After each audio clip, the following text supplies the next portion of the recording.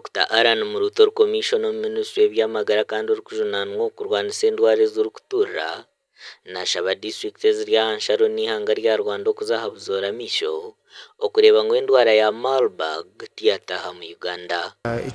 Icyanzanye no guhana ibitekerezo n'abayobozi ba district kureba ngo izi ndwara zadutse mu bihugu bitwitoroye dushoboye kuzi preventinga.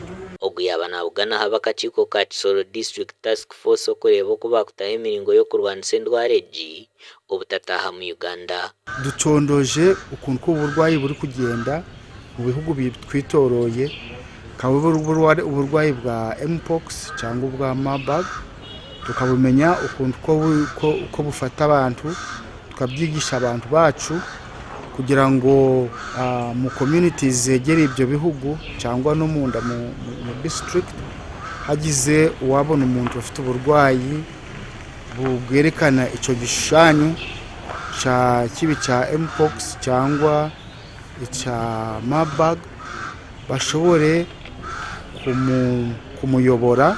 Endwara ya Marburg niturira kurgaha muntu kuzahandijo na mnonga habaho kwatagana kw'emibiri eyo rwire notarwire. Nka Ministry of Health akazi kacu kamwe mu byo dukora no kumobilizinga imfashanyo mu buryo bwa financial support, so dufatanyije n'aba partners World Health Organization, Baylor College, IDI n'abandi, so ku national level turi kumobilizinga partners bafite branches muri Kisoro district n'abatazifitemo bose bazaza imfashanyo yo babonye kuva hanze bayizane mu district kandi natwe yo tubonye kuva muri government tuyizane mu district.